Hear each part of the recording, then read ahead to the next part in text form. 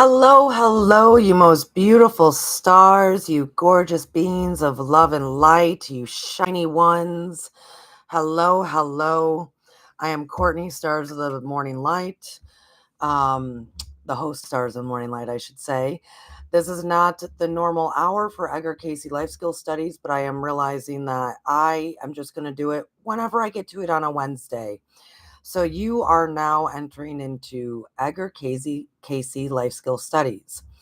It is quite late for me to be working. It's 8 o'clock here, live Eastern Standard Time, and I am a star of the morning. So I'm going to do my best, folks, and we're going to come together and we're going to talk about some stuff. Tonight we are on the secrets of the universe and how to use them, the 1989 version of this. We are nearing the end of this.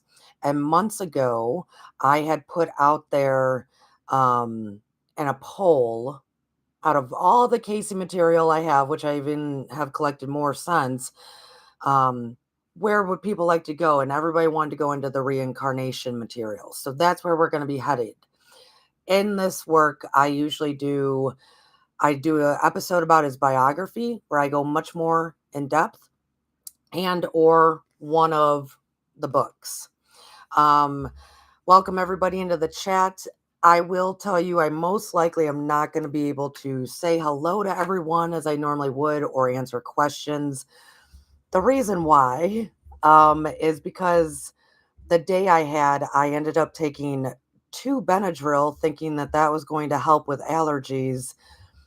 And that's what prevented me from being here at 4 p.m. with you.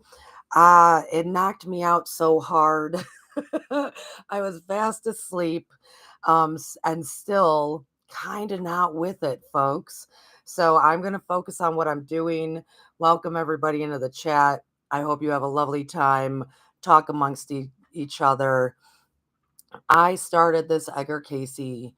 I called it Life Skill Studies quite a while ago now because all the material that we can go through, but also to take his life that was happening around the turn of the century, the turn of the 19th century, and basically bring it 100 years forward.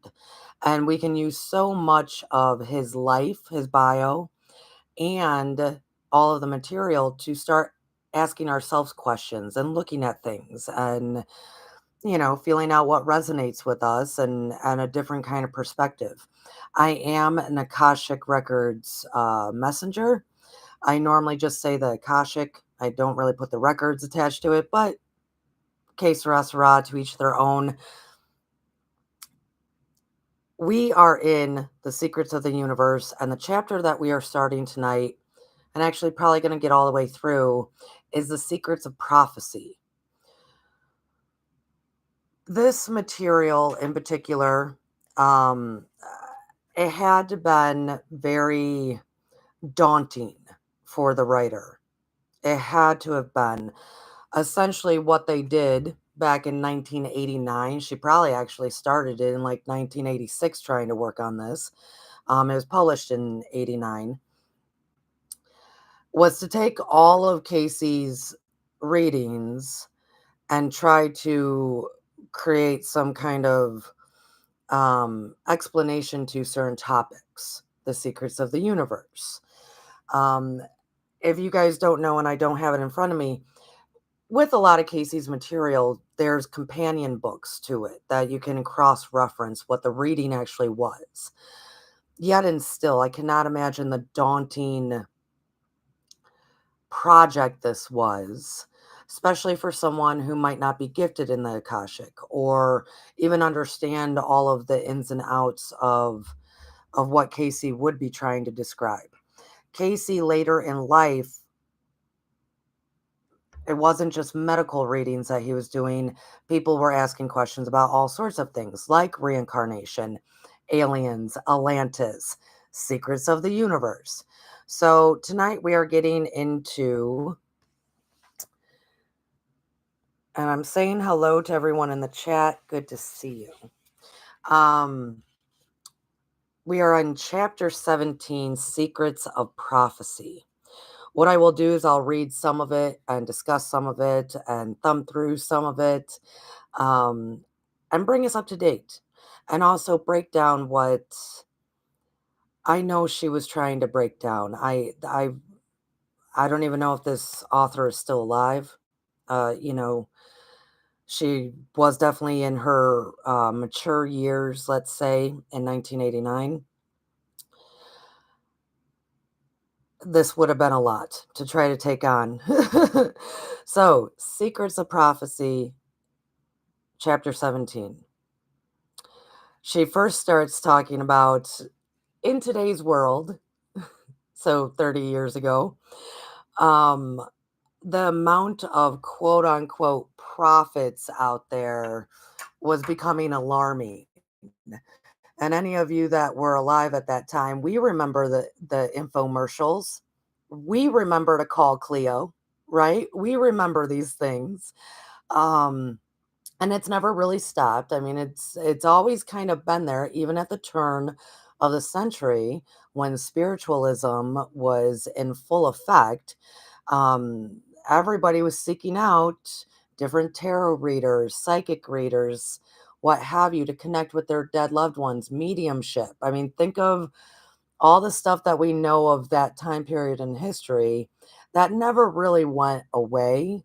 But then it was interesting what would have started the turn of the century of this century, the 21st, late 80s, 90s in there into the tens and or the 2000s and the 210s. It became a little bit more amplified with the onset of infomercials, right? With the onset of you could open up a shop, it didn't have to be hidden away. Um, Especially with the internet, the onset of the internet, it was, you didn't have to thumb through the yellow pages anymore to find a psychic or word of mouth. You could just Google one. So it was always present. She is saying, though, they were on talk shows at the time, they had infomercials at the time. It was kind of new with it being more in our face again, opposed to having to seek out or know someone, what have you. So that's where she started with this chapter. Because remember, this was published in 1989. So the world was changing, right? And so now I'm going to begin to read. There is accurate prophecy. That's when a soul mind joins with the soul's soul, and imagination takes the form of memories of the future. That's what precognitive visions are. At the level of the soul's soul, there is no time. Therefore, with time out of the way as a limitation, the soul's mind connects with the soul's soul, taps into the infinite, so to speak, makes the quantum leap into infinity, then charges back through the barrier of the subconscious, which knows only the present, not the past and future, and presents information. Then there's inaccurate prophecy. So before I even go further, if you have not been here with us through all this Edgar Cayce universe, the secrets of the universe and how to use them, at the very beginning of this material, and there is a whole playlist, um, Edgar would talk about the soul mind and the soul soul. I'm going to go back to actually page 18. And some of you might remember that Edgar would, or she would reference Edgar saying, when you need to ask yourself a question and have the mind that can be tricky, right? There's a tricky part of our mind, our consciousness, to kind of remove that layer of tricky. Um, Ask yourself the question, take a deep breath in, and pause before you exhale and answer it in that pause. Because in that pause is when everything connects, everything starts working without any of the tricks of the consciousness. And she's in this section of prophecy, she's going to be talking about the tricks of the subconscious. So we're going to lovely talk about the subconscious. But what I want to go back to, and I'm going to go back to page 18 for a moment, is because Edgar kind of laid out living the secret self's ideal can sum up in 5 P's. So the secret self, the soul that is connected to like the God spark, let's say, that is also connected to the consciousness and connected to all, can kind of filter through, right? So these are his 5 principles. And I will also read all 12 that he mentions how to do that. And then we'll go back to where we were. So the 5 P's, living the secret self's ideal. So basically, your soul's ideal for you, your purpose, as people like to ask often. Practice, principles, process, purpose, patrol. You practice the principles, which lead you through the process, which which deepens your understanding of your purpose. Then don't control, patrol. I'm going to say that again. So we practice the principles, and I'll read all the principles, which lead you through the process of beginning to live your authentic life, as they would say now, which deepens your understanding of your purpose. And then we don't try to control or judge it. We just patrol, as in we check in with ourselves. Am I still being true to myself? Am I still being authentic? Am I still speaking when I need to say something? That kind of thing. So I will read the principles. Number 1, I alone am responsible for my reactions to people, places, things, events, situations, and circumstances. I alone am responsible. Recently, my lovely teacher, Master Lady Kira, she has been putting out there, I don't know if she's putting it out there for everyone, taking the word response hyphen ability. If we broke that word down differently, like instead of just reading responsibility as we normally would, responsibility, with kind of an interesting um, connotation to that, because we tend to go, oh, I have another responsibility. Oh, instead of like the joy in having responsibilities. But also, if we just broke that into two words, response, ability, kind of takes on a different feel, doesn't it? It takes on a different feel, as in we respond with such great abilities that we have. So number 1 again, I alone am responsible for my reactions to people, places, things, events, situations, and circumstances. 2, I meet with my God in the temple of my body daily for communion, concentration, and thanksgiving. I speak to God in prayer and listen to God in meditation. I open my heart and my hands to receive and send gifts of the Spirit. I read something daily to strengthen my faith. So basically, two is saying spend some quality time with your higher power every day in whatever form that might be, in reading a meditation book, in meditation, in prayer, in silence. I love silence. Give thanksgiving, that means be grateful. So number two is basically be with spirit in what form works for you every day. Three, I recognize every person I meet as an opportunity to serve God and to know myself better. Every person I meet is both student and teacher.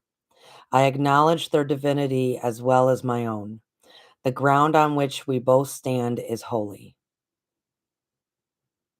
That's lovely. So every person we meet is an opportunity to show compassion, to love them and see them as God would, to love ourselves, right? To see them as a mirror of ourselves and vice versa. That's where the line, every person I meet is both student and teacher, right? Um, it's beautiful to acknowledge their divinity as well as my own. By the way, that is what the word namaste means. A lot of people say namaste. That is what that means, is when you say namaste as a greeting, it means the divinity in me can see the divinity in you. It's lovely. Number four, each day is set before me life and death, good and evil. In all things I choose life.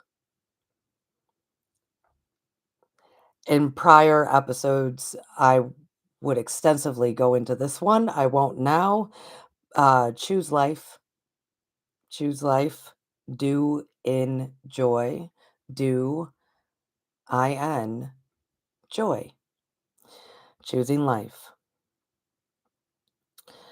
Number five, I love as I want to be loved. Forgive as I want to be forgiven. Give as I want to receive.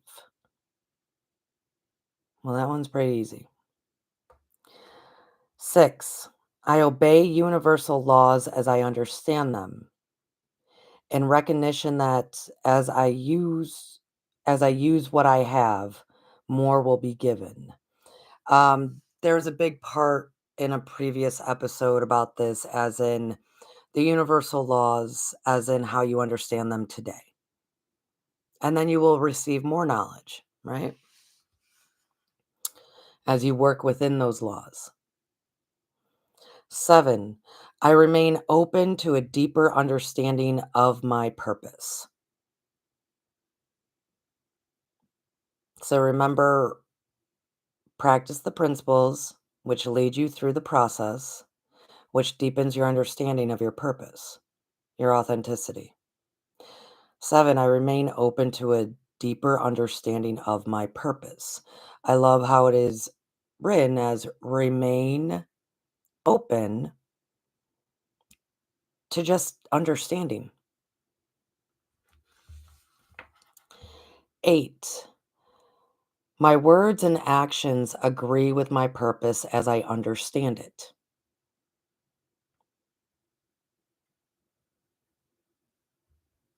9, I follow my soul guidance to individuals and to groups, acknowledging that God speaks to me through other people. I remember when I first learned that God spoke to me through other people and vice versa. It's wonderful. That's when we come up with words in today's world, as in, I resonate with that, or I feel that within me, right? I'm going to go back to the purpose thing here in a moment, but I'm going to keep reading.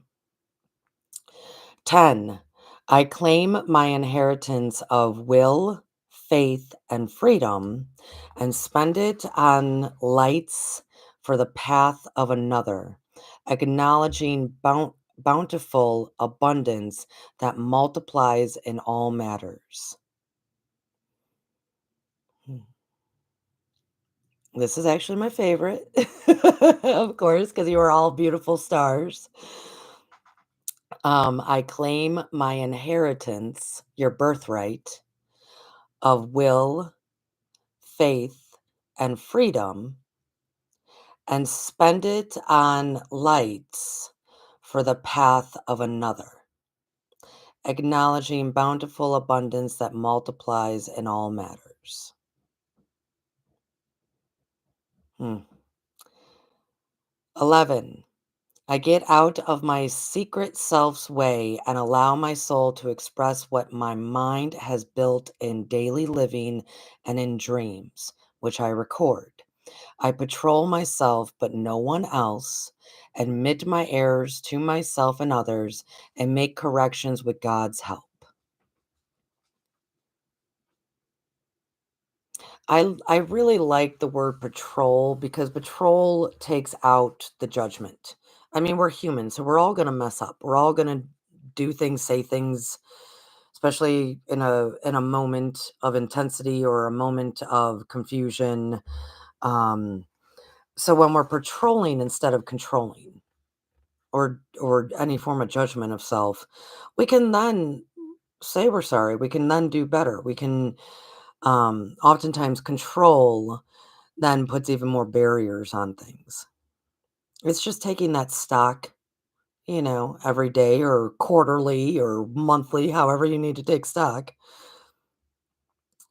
12. I surrender daily to the victories and defeats of the past and future. I live in the reality of the moment. This tends to be, in my experience, the most difficulty for most people. I surrender daily to the victories and defeats of the past and future. I live in the reality of the moment.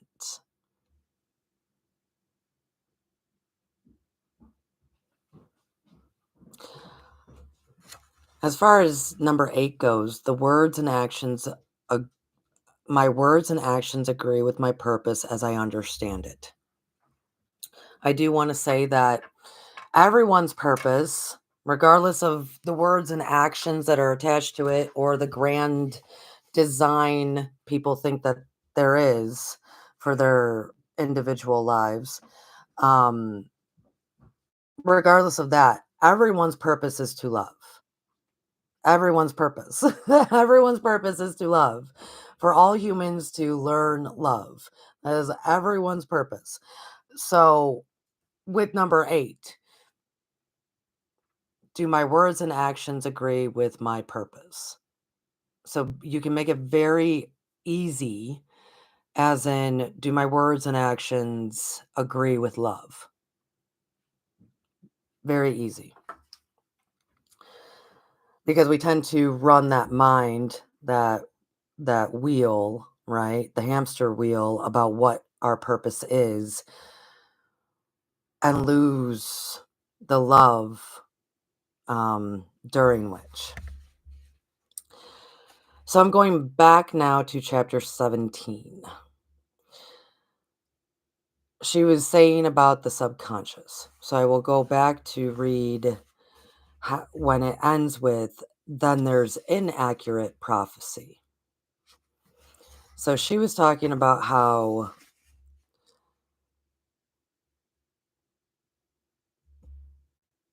there is accurate prophecy.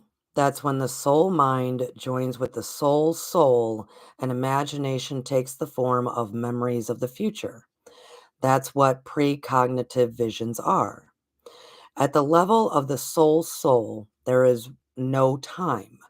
Therefore, with time out of the way as limitation, the soul's mind connects with the soul taps into the infinite, so to speak, makes the quantum leap into infinity, then charges back through the barrier of the subconscious, which knows only the present, not the past and future, and presents information.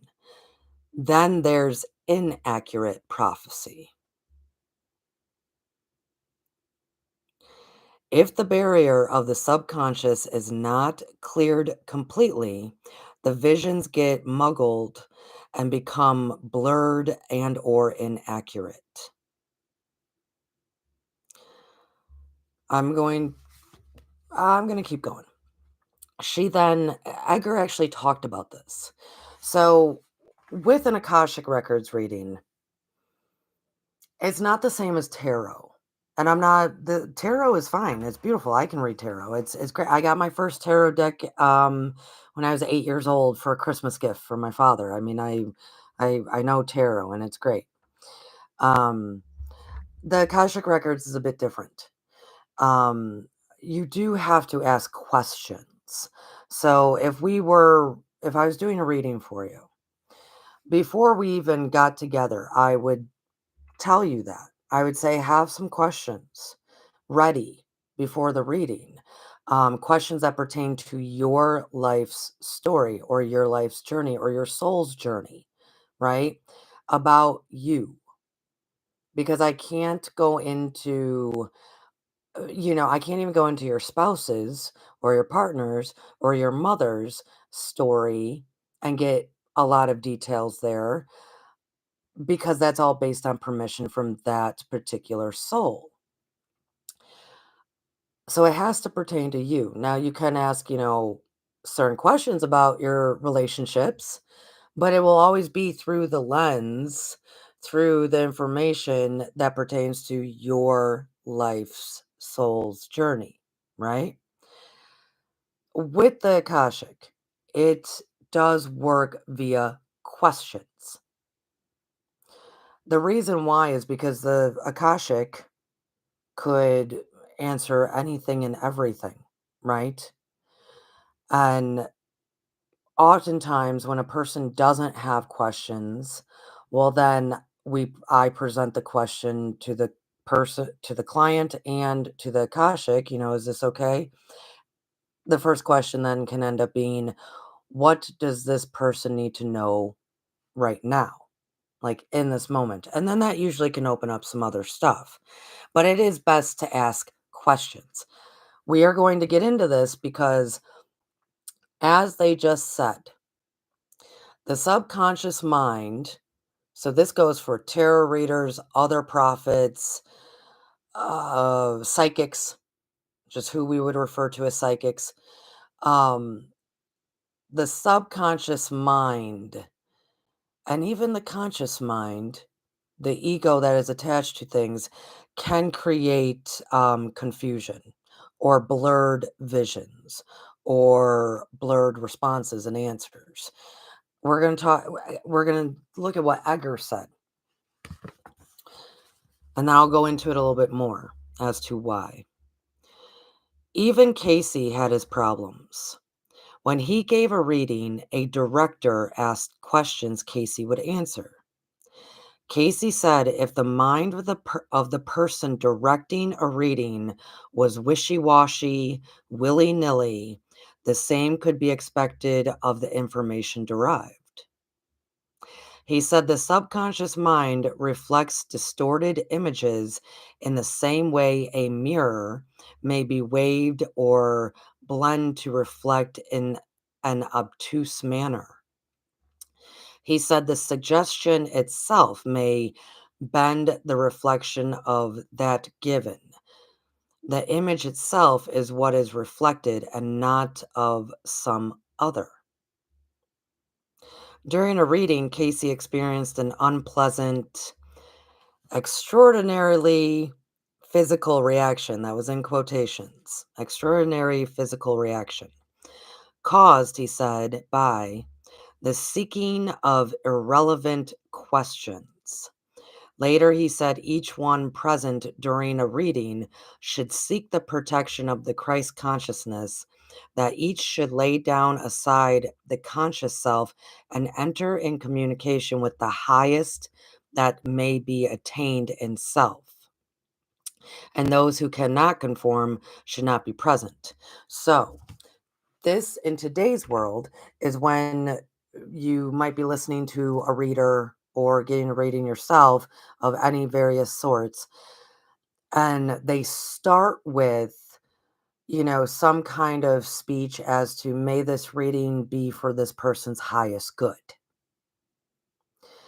When we further get into Edgar's bio, there's going to be a time period that money got involved with things and readings were not accurate and not okay, and he knew that.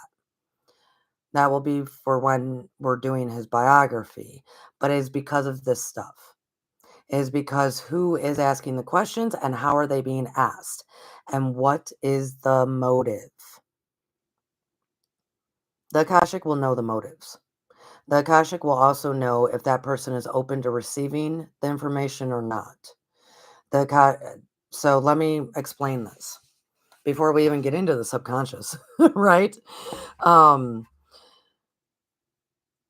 when they said there was a director that would present the questions to Cayce, Cayce would go into what we know now is just kind of a deep meditation state. But because they didn't know that until much later that Cayce could just do all this on his own, there was someone who was always asking the questions. At the very beginning, it was this Lahane gentleman and some other people, and it changed throughout time, but uh, Lahane would be asking the questions.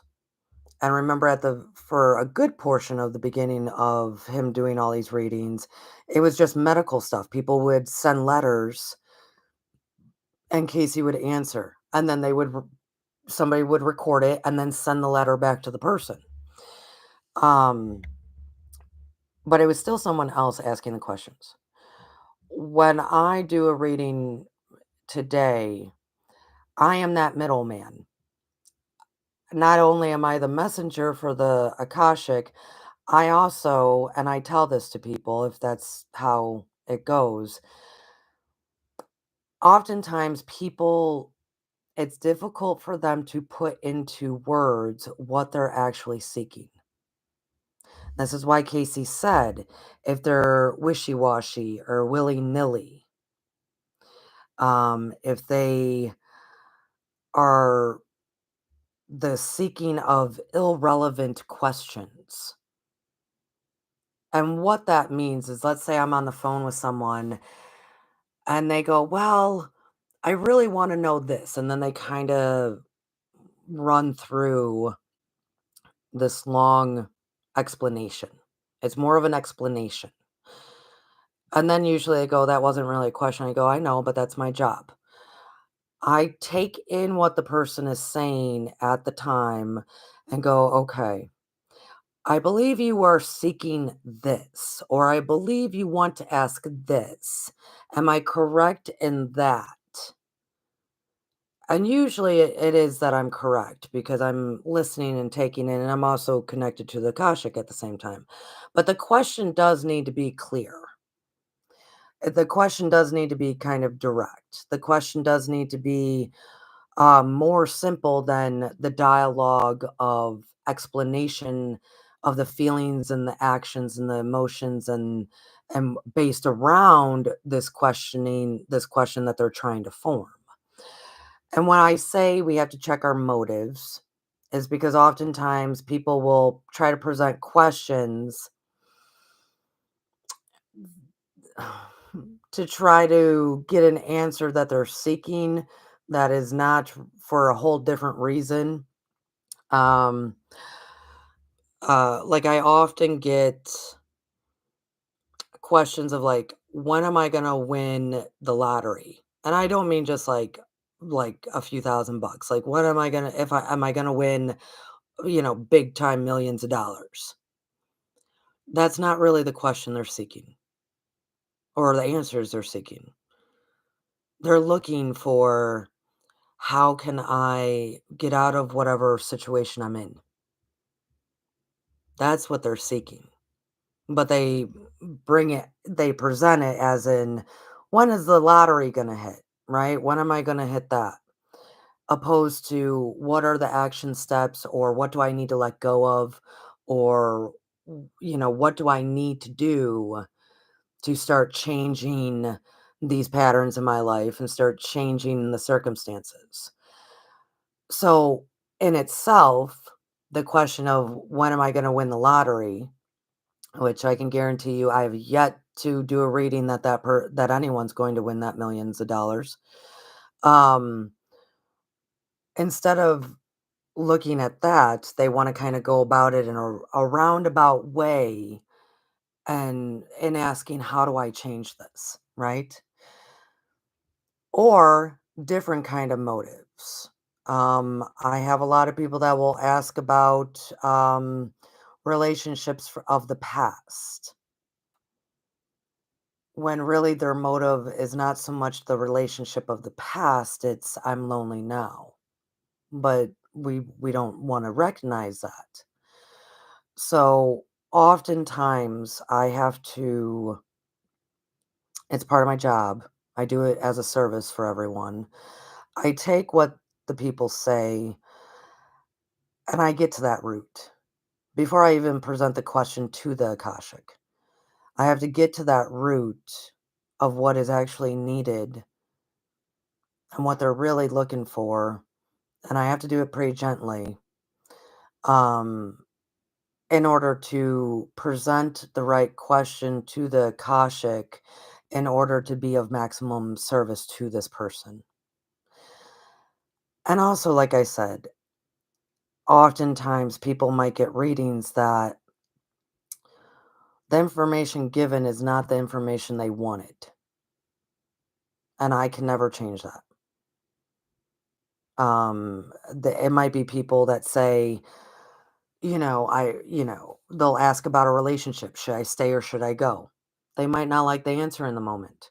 Or a job. Should I stay or should I go? They might not like the answer in the moment that I can present to them. And do also know anything in the past lives, this current life that you're living, all of that, very clear. We can look at it.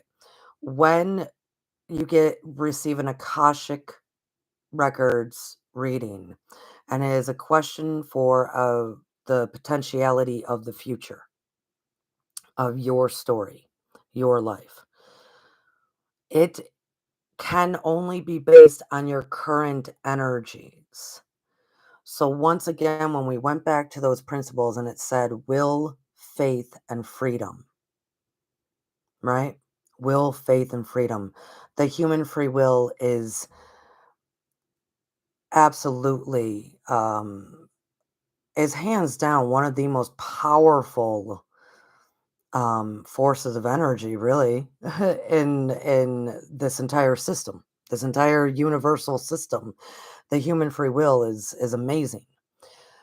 So when it's a question of the future, I can maybe the Akashic might be able to present a few options, a few paths, or it might be very clear this path, or, one or two paths and a roundabout, I'm going to say a roundabout outcome, because the human free will can at any time, oh, Courtney and the Akashic said to maybe not leave this job at least until the turn of the year. Screw that. I'm putting my 2 weeks in today. Do you see what I'm saying? I mean, the human free will makes decisions that then will alter the outcomes of future potentialities. And that's the difference is that there is people get caught up in this concept of destiny. They're really in the context of what people refer to as destiny, that is not, it doesn't exist. That it doesn't exist. We are continuously changing and writing our stories and mixing things about, and because we're all connected, we might not receive in the time frame of what our conscious would like, what our ego would like. We might not um, be fulfilled because it's going to be attached to also all sorts of other people. We have to give the universe time, right? Same as I have a beautiful lovely friend of mine that she's a patron of Stars of the Morning Light, and she gets a reading every month because there's a tier for that. The Akashic really wanted her to move to a particular state for said future work, let's say. She was hell bent on that is not what she was doing. Which is fine then. We work with you, not against you. The whole universe really is working with you, not against you.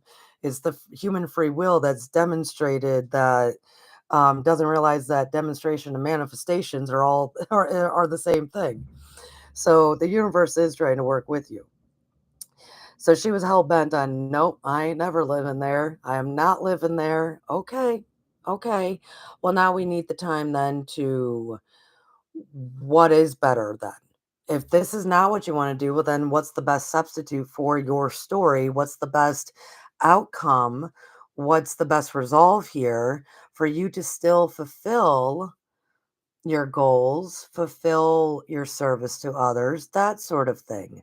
So the future, when in a reading, will always be presented as in, well, you could do this for your best possible outcome based on the current energy now that you have, or you could do this, or you can do that. And heck, you might wake up tomorrow and throw everything out the window and do your own thing, completely changing what is being said and done here because uh, the infinite, the infinite, if you can remember anything from tonight, we are all capable of tapping into, and we actually do without knowing it, based on our human free will. So at least acknowledge it that we all tap into the infinite potentiality of all things. And when we make a decision, especially a big decision, like where am I going to move? Am I leaving my job? Am I going to marry this person? Right? Big decisions, especially when it's that, it's as if we, with our human free will, all of a sudden go up and just pull down this potentiality and say, that's what I'm doing. That's what I'm going to have. I'm going to ride this wave and see where it takes me. And then if we don't like that wave, we change our minds and we take another potentiality. And then we take another potentiality and another one and another one. That is what the infinite is really full of. That is what the Akashic is. It is the realm of infinite potentiality. It is the realm of all creation. It is the 0 point of creation. So everything that could be and ever would be, all of the possibilities that all can create and manifest and demonstrate are present. Many of us are just not aware of that's what we're doing. So, when it's talking about this concept of Edgar saying, hey, everybody's got to get on the same page here. We can't have somebody in the room or somebody in front of me trying to use any trickery, um, having mixed motives. Always present, always ask for what is of the highest good of that person, right? The highest potentiality for that person. That is in today's world, we see it now. At the turn of the 19th century, people weren't saying that. People were not looking for the highest good for others. They were just throwing readings out there. And we do know of the charlatan. I mean, we know this. We know him from books, reading, movies, history, all of it. So, I that was kind of a long explanation as to why the questions we ask are important because and that is part of my job when I'm a reader for someone is to get to the root of what they're really looking for, what it really is that their soul and their soul mind, as Cayce would call it, are seeking, opposed to when am I going to win the lottery? Or, is my boss ever going to change, my position? Whatever it is, where it, we kind of work through the questions, let's say. And it is different than tarot.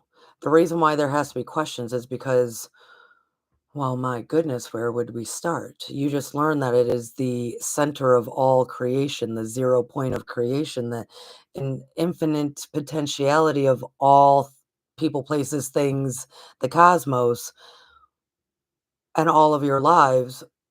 Well, if you don't have a question, where would we start? Right? So that's often too when somebody says, "Well, I don't really have a question," then I have to ask, well, may I ask the Akashic then, what do you need to know right now? Because then that at least opens the dialogue. And people are presented then with things that invite questions in. Because where would you start? where where in goodness would I ever begin? That's why questions are good. So I wanted to make that clear because it is definitely different than tarot. Tarot, the cards tell you. And then that's the part that is in this book. After that is his son actually spoke about that. People that use like Ouija boards or tarot cards or pendulums, that kind of thing. It is very different than working with the Akashic. Um, he wrote, many people undertake explorations of their own or others' unconscious minds with no thought of preparation, with no understanding of the forces with which they must deal. The jungles of the Yucatan are well marked city streets by comparison. The results of such thoughtless undertakings can be tragic. And then they go into, anybody can learn how to automatically write, automatic writing. Anybody can use a pendulum. Um, I do want to point out right now, this Sunday, we will be starting a probably very in-depth series at Stars of Morning Light on patreon.com. I teach there twice a month, just for $5. A $5 subscription can get you all the classes and the communication we do. I am going to be starting what will be referred to as the mediumship um, classes, but that will cover channeling, mediumship, pendulums, automatic writing, like all sorts of stuff, um, for people to do it safely. And okay, my main reason is so people will be safe. That's my main reason. The other main reason is there's a lot of gifted people who are patrons of Stars of the Morning Light, who are gifted in such ways, but haven't had maybe the proper training to do so. So we do want to learn how. We want to experience together, and we want to learn why safety is needed. So his son, she then started quoting that aspect. Is everybody can do that kind of stuff and bust out the tools like Ouija boards, which I do not recommend. Um, they can use the tools, but they don't know what the forces, he put it in quotations, the forces that they are actually maybe muddling with. And he compared it to the jungles of the Yucatan are even um, marked better. The streets are marked better than people going into this, kind of blindfolded. Um, there's reasons for that because there is a lot of stuff out there. There's a lot of stuff. And so a lot of the training that the patrons will be getting is to even identify that stuff. Um, so there was a brief bit about that. So Cayce was talking about, hey, check your motives and make sure your questions aren't muddled. because you're going to get a whole lot of muddled answers, right? The Akashic will always try to work with you, not against you. And if you're muddled, well, they're going to kind of say, hey, Cayce Rah Sarah, you got to kind of give us something to work with here. His son then went into, there's a lot of people out there that do things and they don't know what exactly they're doing.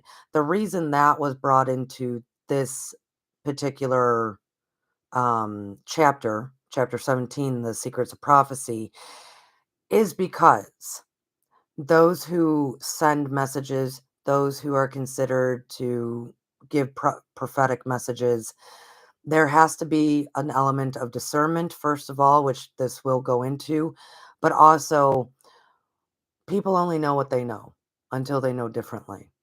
And so those who, what I refer to as sloppy magic, might be doing prophecies that we have no idea where those prophecies might actually be coming from. So even as listeners, those who might be getting readings, we do always have to kind of check within ourselves, how does that resonate within, with your heart space, with your high heart? How does that actually resonate? Because I know plenty who are not channeling for the highest good. Let's say that. And I see Kim came in. I'm Kim, so you know I'm not really saying hello to people in the chat. I'm trying to get in this, but thank you everybody for coming. Um, so that's why that section was there. The information that generally comes through is just about what would be expected from a subconscious mind into which all kinds of thoughts have been pushed and suppressed. The product of such efforts can be bewildering blending of nonsense, filth, and homespun philosophy.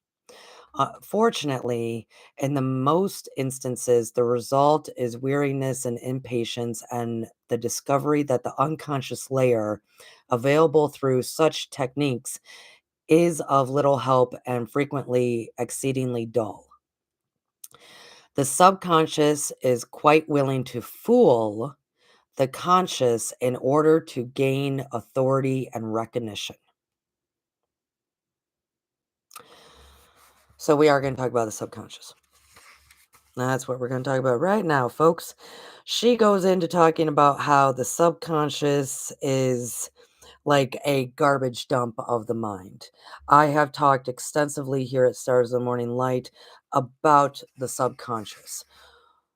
All channelers, all readers, all psychics, we are also human as well. We have our conscious, we have our subconscious, we have our ego, we have our own motives, we have all sorts of whatnot, right? This is why discernment and you feeling out how you resonate is the best thing to do. When they're talking about the subconscious, it's because a message could come in, especially if someone's channeling and not just reading like the tarot cards, right? Somebody's channeling. A message could come in, but do know that that also then gets filtered through the subconscious and the consciousness before it's even sent out. For those who have received readings from me, I always, let's say we're in the middle of a reading and a question is presented. Either if I have to if I have to clarify things with them, or if I, want to give them any kind of apathy or whatever it may be, or especially maybe at the end of a reading, I might present my own empathy for things. I will always say, this is from me, not the Akashic. I am speaking for myself right now, not the Akashic. To make that very clear distinction of, because when I'm speaking as just a messenger for the Akashic, I do a lot of things and I say a lot of things to make it very much so that I am only saying the words for the Akashic. Sometimes I have kind of, the Akashic gets interesting, especially when, let's say, this happens a lot. I have someone that I'm doing a reading for, And it is very clear that what the Akashic is presenting, that person is not open to receiving. They do not want the truth. That happens a lot, folks. They do not want the truth. Even though they contacted me, they don't want the truth. I don't know, they must want platitudes or something. The Akashic is not going to give you platitudes if it's not a platitude answer. Um, and with that, I will probably say what the Akashic says, and however they respond, they usually then ask the same question again. And so then I have to turn to the Akashic and I go, "Are they open to receiving?" And the Akashic is like, "No way." Okay, the Akashic doesn't speak that way, but very clear, they say no. Well, then I have to ask, how do I present the information? What are they open to receiving then, basically? They're asking a question. You're telling me they're not open to receiving. I'm just the middleman here. What do I present then? Because if a person's closed off, a person's closed off. It's a waste of my time and it's a waste of their time. So, what do I present then? What do I inform them of? How do we present things? How do I say this to them that maybe they're open to receiving that, but yet it's still the same answer? Oftentimes that does take place because people like to hear what they want to hear. And they don't want to hear about how they still need to heal, or um, you're not a victim. It's usually a lot of victim mentality that the Akash can't do anything about. I can't do anything about. I literally can't do anything about it. So I have to then ask the Akashic, how do I present this that they will hear? That happens. Or um, the information given, they might not be closed off to it, but like I said, their motives are different. Um, they end up being very disappointed, because their motives were for me to agree with what they wanted, or for the Akashic to agree with what they wanted. And please know, the Akashic is never going to be, yes, do this, do that, don't do this, don't do that. That's wrong, that's right. Because that's a form of judgment, and therefore judgment doesn't exist in the Akashic. So the Akashic will present, well, for right now, this would be for your highest good. And a lot of people don't like hearing that because it's not what they wanted to hear. I can't change that either. So then sometimes I turn to the Akashic and I go, I can very much tell the disappointment coming off this human, right? I can very much tell it. How do we present the highest good for them to receive out of this disappointment? Because the message is never going to change. It is how it is delivered. It's having that discernment of explanation to people. It does happen. So the message never changes. How it might be received or delivered is varied based on people's motives. And I don't even say intentions, literally their motives. Most of the time their motives are don't fit with the Akashic doesn't care what your motives are, by the way. They really don't. The Akashic does not see right or wrong. The Akashic does not see that, oh man, you wanted us to say, you know, move to Texas, but we said move to Arizona. The Akashic does not move to Texas then. The Akashic does not care the way people think it does. It does not care because it is up to us. We are writing our own story. They're not writing our story. Oh, that's another thing too. And I am going to keep going and then get through all of this. There's not that much left. Um, I'll talk briefly about how the subconscious is a garbage dump, which it is, and how it can affect all of this. And then how they describe how to avoid that. I had someone sent me a text this past weekend, and they had heard someone, or in a newsletter or what have you, someone talking about how they pray to the keepers, as they call them, which is fine. Keepers of the records, that's fine. It's a general term that people use. The beings there in the Akashic that help. That would help me with, like, okay, this is their question. What do you got? Or where do you send me in their story, you know, which really is just energy frequency. Um, your story. I guess there was like a newsletter that went out to people, and I don't know from whom. I don't know. This was a text message received from someone I know, because she read it and it didn't seem to sound right to her. It just felt a little bit off. And it was because the woman in it who wrote this newsletter said that she prays to the keepers in the Akashic, the beings in the Akashic, to help her, like overcome things. And the example she gave was, she takes things personally too often. Too often she takes things very personal, which to me is a little bit of a red flag, anyways. Because if you're a true Akashic reader and not being tricked by the astral, that is what happens a lot, folks. If you are a true Akashic reader, messenger, you wouldn't be able to take things personally too often. Just because of spending time in the Akashic. There is no judgment there. So it kind of ends up filtering into your waking life, right? Your walking around life. If there's no judgment in the Akashic, it really does spill into your life.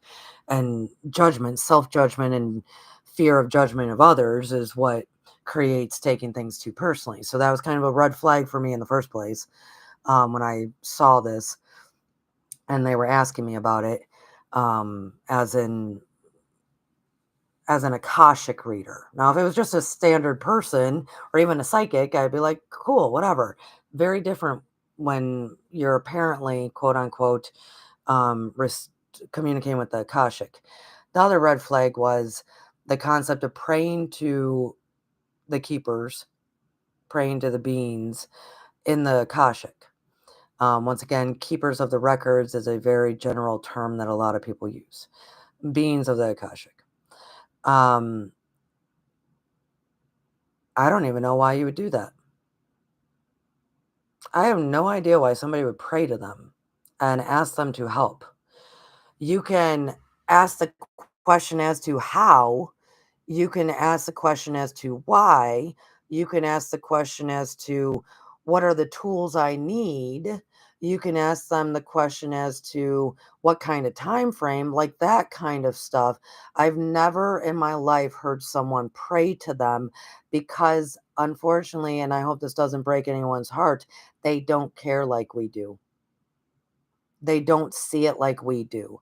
They're not in judgment of if you get over that issue or you don't get over that issue. That all takes some form of criticism, judgment to have that um, uh, approach. The Akashic sees it as this is who you are right now until you are someone different and you do different, and we do different every single day. They have no emotional, like human emotional ties to what we are inflicted by. So we wouldn't pray to them because that's not what they do. They wouldn't even know how to respond to that. I hope this is making sense, because to them, they can give an answer. They can tell you the steps to take. They can tell you to go seek counseling. They can tell you to, journal a lot. They can tell you to remind your consciousness that it's not about you if you have issues like that, if you take things personally. they they can give you a lot of advice. They can give you a lot of how to. What you do with that, they have no decision. They have no say in that. What you decide has nothing to do with them. What afflicts you has nothing to do with them. They are not up there changing your story and writing your stories. There's other things that people can pray to, other influences, but not the beings within the Akashic. It was very, so I don't, um, literally that text came in this past weekend, about that. They were asking me, is that a thing? And I can very much clarify right now that would not be a thing because that would be a form of judgment. That would be a form of, yeah, you do need to fix that. So we're going to help you fix that. We're going to magically do it for you.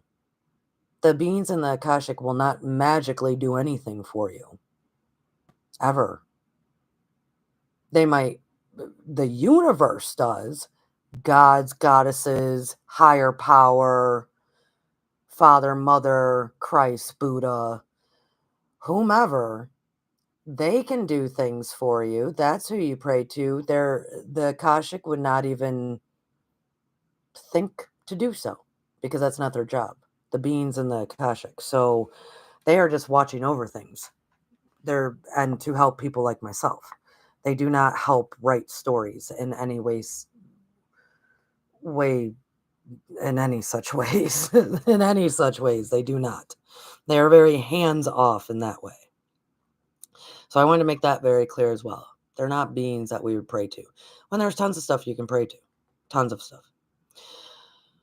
Okay, the how. The garbage dump. Your subconscious mind is the garbage dump. Your subconscious mind takes in everything that your conscious mind takes in that you're aware of or not aware of, like subliminal messages. The amount of subliminal messages in today's world, I think, is something around 15,000 to 20,000 a day. It was a lot. I wrote a paper about the subconscious and how it works and all that jazz early in college, kind of, I don't know, year '02 or something long ago. At that time, the research I was doing was, I think, from the year 1998. They had said it was 5,000 to 8,000 subliminal messages a day. In today's world, we can basically double it. And a lot of you might go, whoa, how? Well, yes, the media, but it's everywhere. The shirts that we wear that have logos, anything behind us, anything you see. You're driving down the street to go pick up your kid from the school. You just pass by countless, countless subliminal messages. All of the billboards, all of the signs, all of the words, everything seen and heard throughout someone's day is a form of subliminal message, because it could be a conscious message that we need that is still going to be attached to subliminal. Meaning, subliminal means it just goes straight to the subconscious, right? We don't really recognize it. Like we're driving down that main street of highway, right? Where all the billboards and all the signs are and all the stores are. We drive it all the time. We know what's there. We think that we're not paying attention to it. It is still going through our consciousness to the subconsciousness. We're just not acknowledging that we are viewing it, right? Our conscious is what makes a bunch of decisions as to what we take in and what we don't take in. But at the same time, we are taking everything into that garbage dump of the subconscious, regardless if we like to or not. Hence why this began with, everyone has to, when we do a reading or you ask questions, it really should be based on your highest good, because that subconscious can start getting muddled, start confusing the consciousness, right? So your subconscious is a dump. Always has been, always will be, and thank goodness. Thank goodness for our subconscious. Thank goodness. Because what it also does too is the things that we might not be able to handle in the moment, the things witnessed and heard that we might not know what to do with emotionally, physically, mentally, all of it, the subconscious will filter it when it needs to be filtered out. The subconscious is always working on our behalf. It's working on getting rid of all those subliminal messages, especially while we're sleeping. Most dreams, most is the subconscious filtering out all that stuff we take in. That's why our dreams are wild. That's why dreams are like, what the hell was that? Well, sometimes it's just the subconscious doing a huge, just garbage dump. Just get all of this garbage out, right? Just get it all out. So then it can actually start working on what is imprinted into the consciousness, into especially our frontal lobe that has the feeling of the meaning of things. Well, the subconscious first has to do a massive garbage dump all the time. This is why sleep is so important, of just the subliminal stuff. Get rid of that before it can even attempt to handle the emotional, the mental, the memories, what have you, that often shape our perception that is in our frontal lobe, the feeling of the meaning of things. I have talked about this kind of thing extensively in multiple different episodes, so I'm not going to keep going about it. Research it if you would like. It's fascinating. How our brain works is wonderful. If we all mentally clean up our act, learn to turn and burn on our own. So she went into like different ways of kind of like cleansing the subconscious. The best way is sleep and letting go. Which Friday night's episode with Lucky Stone 888 that airs at 8 p.m. here at Stars of the Morning Light. We do eventually start talking about letting go in that episode this Friday.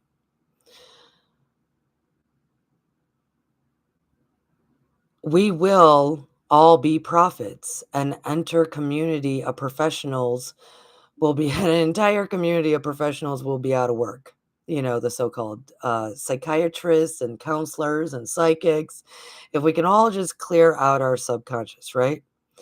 Um, so step one, this is the how they say. Stop believing everything you hear. A monstrous lie being forced upon the spiritual seeker today is all you have to do is look within and everything will be just dandy. Watch out for those words. Look within is not all you have to do. It is the universal law of grace and mercy that has to be there to do more. Without other steps, without the other steps, if we could really see when we looked within, we'd be even worse off. So what she's saying is, and this is still very common and even more common, look within. And she is about to go, imagine if you did that. Look within those hidden crevices of the subconscious and your consciousness. Look within would actually be very terrifying for people if there wasn't something else helping us. So just looking within is not going to do the trick. Just looking within is actually kind of damn scary. That's where your shadow work comes into play. That is your Carl Jung stuff. When you really look in within, you realize, oh my goodness, I have been lying to myself for a very long time. Oh my goodness. I think like that. That's the truth of me. Those are my true motives, right? When we really look in within that human mind, that 3D consciousness that people live in. Whoa, scary at first. There's hope. There's always hope, right? There's always hope. So she was saying that. Be careful when you hear that, the whole look within. Also, pay attention to what you're listening to, because all of that gets filtered within as well, all the influences.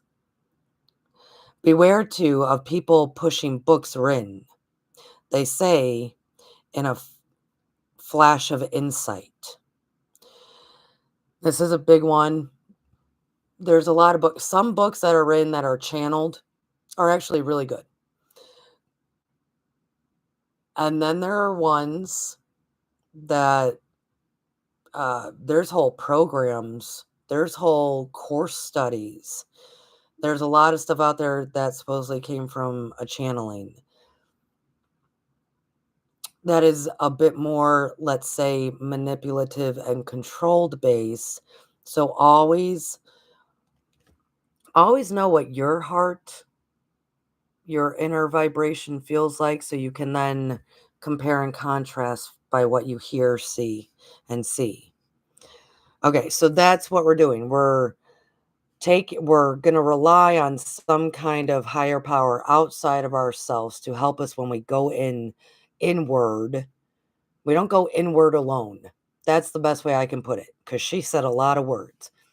Don't go inward alone. You got to have some kind of higher power, some kind of faith with you. Because going inward can be very scary. Be careful as to what you listen to in the media and what you read, because there's a lot of stuff out there. So that was all under kind of step 1. There was a lot of stuff there.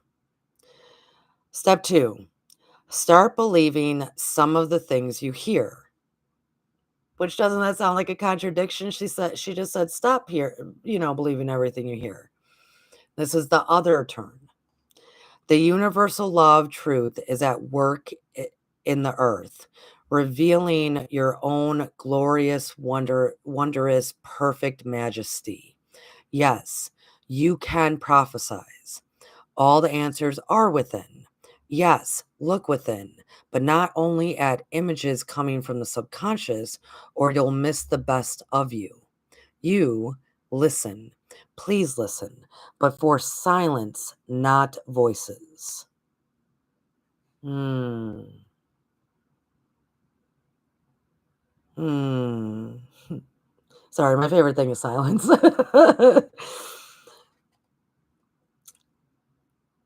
So she's saying, if you're going to just go within, have something with you, have faith, have a higher power, trust that you are going to see some scary stuff that probably does need to be healed, worked through, acknowledged, seen, because it's still in operation subconsciously and consciously, right? Be wary of the books you read, the things you listen to, what have you. But at the same, we're going to flip that coin, because a coin always has two sides, right? We're going to flip that coin into, but you know what? Start believing in yourself. Start believing that when you do go in within word, you have all the tools and possibility and capability of being a prophet yourself and connecting with all things. Yes, listen. Please listen. But for silence, not voices. Hearing silence takes work. The still, small voice shouts only in emergencies. The rest of the time it whispers, and you must cut through the clatter in your head to hear it. The clatter is coming from the energy built up in the subconscious. Repressing this energy is not the answer. The clatter and chatter is part of who you are. Own it, love it, ask it to wait its turn. Don't insist. So I actually, on September 15th, I'm teaching in Dalton, Georgia, an in-person class about meditation for the different minds, the different types of mind. The autistic mind, the ADHD mind, all sorts, because in today's world, everybody throws out that simple, well, meditate on it. Meditate. Not everybody, that's not that easy. That's not that easy because of how whatever goes on in their mind, how their mind works. What she is trying to say there, though, that soul within you that does know who you are and what you're capable of and what you are connected to, that beautiful God spark, it's there, it's present. But all that other clatter, all that other clatter, she's saying, don't try to push that clatter out. That clatter is the shadow work that's there, the clatter of the world that's there, the clatter of all that is within that, your mind and subconscious mind. Don't try to force it to hear that whisper. Be with it. Be with it for possibly a long period of time and allow the thoughts to just move in and out. This is why people can focus on their breath. As we focus on our breath, just our conscious, sacred breath of life, moving in and out, right? Well, then we allow those thoughts to also move in and out as we focus on our breath and allow those thoughts in and out, in and out. And the more times we do that, the more, those thoughts get a little bit, there's a bit of a pause between the next thought. Oh, that thought has slowed down more. Okay, focus on the breath. We don't try to neglect nor deny what our mind does. We learn to work with it, and your breath is your best gift. Number 3, invoke the universal law of expectancy. Start believing everything you hear is for your benefit. It is, not to swallow or not to shadow a whole question, but to examine it, to turn over in your mind, to ponder, to test, to see if it fits. This is discernment. She's talking about discernment. She wrote a few different ways of basically discernment. Discernment, which is not judgment, it is that ponder, is that thought, is that turning over in your mind. 4, record your dreams. The soul concerned with its own development not only learns from its dreams, but considers them essential to its own self-preservation. As I think I've said, at least, okay, she's just talking. Record your dreams. A lot of people, even Cayce was very keen on writing your dreams down. Difficult for a lot of people. I am not a dream worker. I've said that many a times. I do believe at least 68% of all dreams is that garbage dump.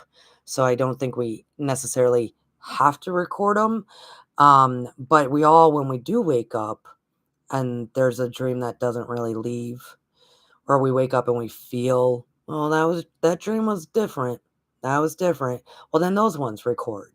The majority of the time, I would say yes, about 68% of the time, it's the subconscious doing the work to dump it all out, to then eventually get to helping you sort out actual matters of the consciousness. That's the difference. So when we wake up and we feel it, like, oh man, okay, what did that mean in that dream? That dream really, something was going on. Those are the ones to pay attention to, because probably that happened right before you woke up, and all night the subconscious had been dumping and dumping and dumping, and finally got to the root, got to some healing, got to something, got to a message for you. 5, stand aside and see yourself go by. Recognize the universal law of cause and effect. So this is when she's talking about the observer mode, right? We watch ourselves go by. We watch what people do, what we do as an observer, no strings attached, no emotions towards. We watch, we just watch and observe. We watch and observe. We're in neutrality. If you watched the video from the other night, we're in neutrality, observer mode. And within that, you can really learn the universal law of cause and effect and how that operates. And once we can really observe cause and effect, well, then we can learn how to work with that law and not against that law. Oftentimes, we're working against that law with our human free will, but that law is still going to play out. And that's why we go, how does this keep happening to me? Try being an observer for a while and see what you're doing that produces the cause and effect that creates the situations where we at the end of them go, how does this keep happening? And then she does say to congratulate yourself.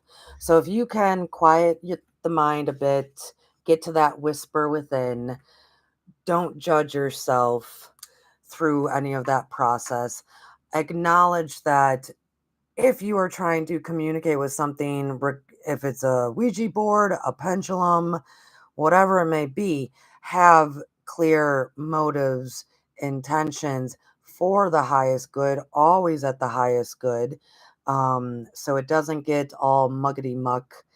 Plus, if you are working with things, be very clear with your questions.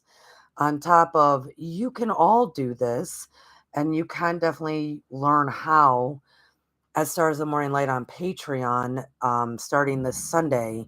It will be a very in-depth classes, probably over the season into even maybe Yule. I'm not sure of how many. So everyone can receive as to how their gifts operate when it comes to channeling, mediumship, all of it. The tools used, the protection, reasons why, what is out there that can play tricks, all of it will be done at Stars of Morning Light on Patreon. Even probably a little bit of tapping into the Akashic, because we can all do that. The Akashic actually would like humans. If they did,